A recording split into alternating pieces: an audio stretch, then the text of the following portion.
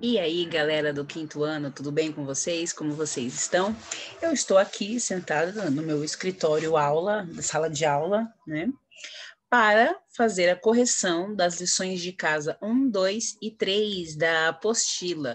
Super fácil, vou compartilhar a tela, fazer algumas contas com vocês, mas eu sei que vocês tiraram de letra, tá bom? Vem comigo aí.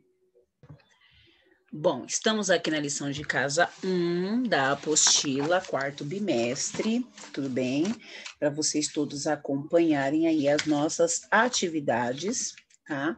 Para quem não sabe, essa lição de casa de número 1, ela foi, então, indicada para a lição de casa desta semana, onde nós vamos trabalhar aí com alguns conteúdos. Ela está na página 145, tá bom? Então, vamos lá. Como é uma correção, as atividades estão em aberto, aí dá para verificar os valores. Eu vou explicar como nós chegamos aí aos conteúdos, tudo bem? Então, vem comigo aqui. No primeiro, nós vamos encontrar as propostas para alguns desafios e conhecimentos. Então, no 1 a gente tem assim, Joana coleciona aqui clips coloridos. Observe como é que ela organizou uma caixa de sua coleção. Então, a gente tem aqui um polígono dividido, né, em algumas partes, e aqui tem 72, quer dizer que em cada um desses aqui, eu tenho 72 clips divididos aqui, tá bom? E aí vem as perguntas. Joana colocou 72 clipes em cada parte da caixa. De acordo com a informação dada, preenche os espaços abaixo. Aí tem um espaçozinho para cálculo e tá assim, em pontinhos, né, da caixa há 72 clipes. Quer dizer que uma parte de 6, ou seja, 1/6, eu tenho 72 clipes, ou seja, a resposta seria 1/6, tá bom? Em pontinhos há 216 clipes. Então, se você observar na caixinha de 6, 3 partes, eu tenho o total de 276. Isso significa que 3/6, né, tem 216. Tudo bem? Vamos lá. Se você colocou também alguma fração equivalente a 3/6 aqui, também eu vou concordar com vocês. Por exemplo, se alguém colocou 1/2 aqui também, tá bom? Só para vocês saberem. Na outra tá assim, em 2/6, ou seja, 2 partes de 6, há alguma coisa de clipes aí nessa caixa. Então, é fácil, é só eu saber que em 2 partes, né, de 6, eu vou ter 144, que é 72 mais 72.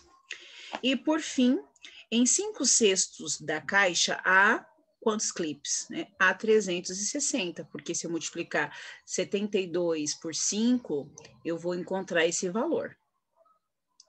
Aqui embaixo tem assim, quantos clipes foram colocados na caixa toda? Eu tenho que multiplicar 72 clipes por 6, porque são 6 partes, com 72 clipes em cada. E a resposta final, 432 clipes. Na página 146, a gente tem uma outra informação.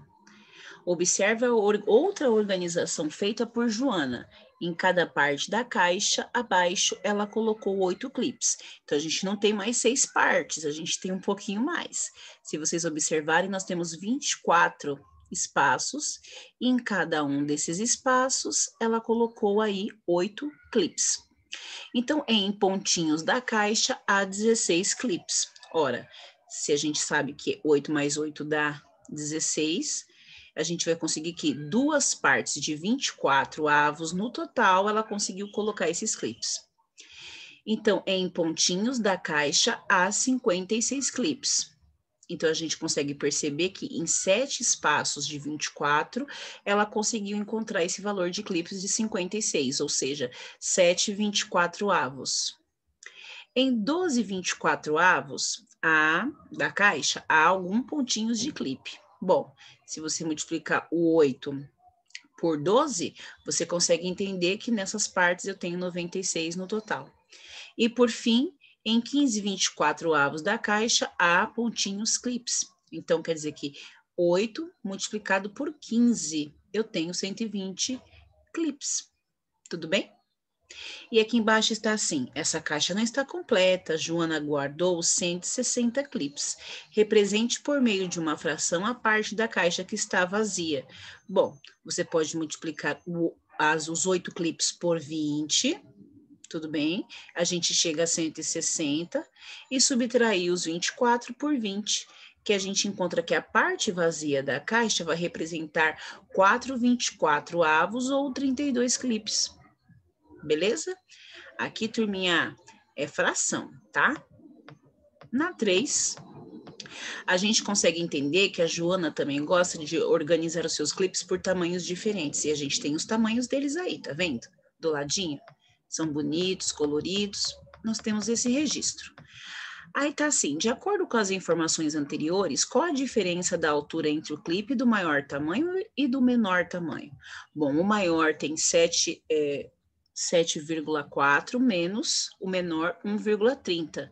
Então, fazendo essa conta, colocando vírgula embaixo de vírgula, nós chegamos então a 5,74 centésimos, tá bom?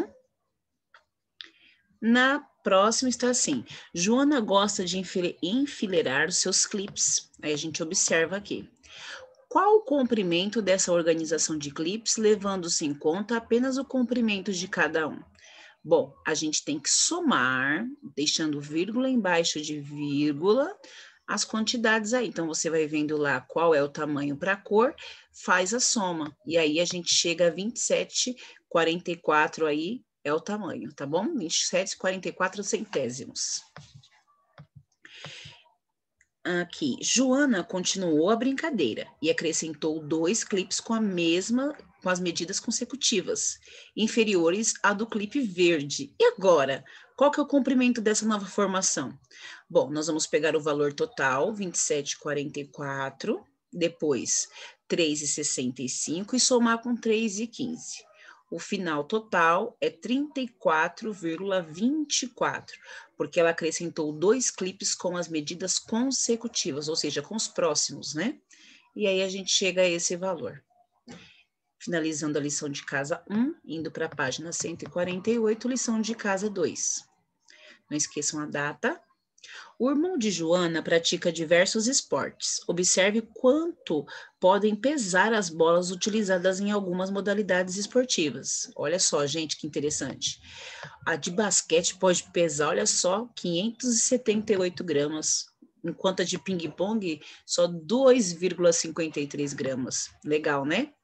Só que aí a pergunta está assim, calcule em gramas, tá? Eu não quero quilos, a soma total das 3 bolas mais pesadas, ou seja, basquete, futebol e vôlei, respeitando a vírgula. Eu chego aí a 1.263,76 gramas. Tudo bem?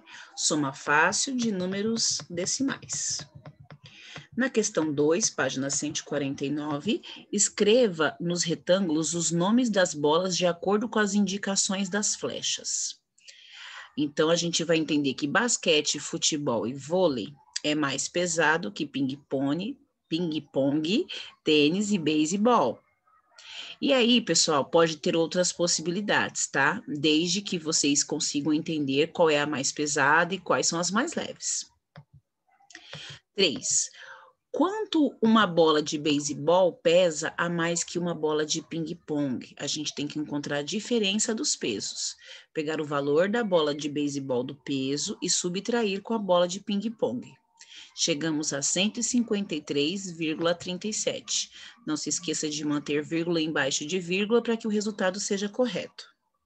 Na 4, quanto uma bola de tênis pesa a menos que uma bola de futebol? Bom, a bola de futebol menos o valor aí da de tênis, chegamos a 342,7.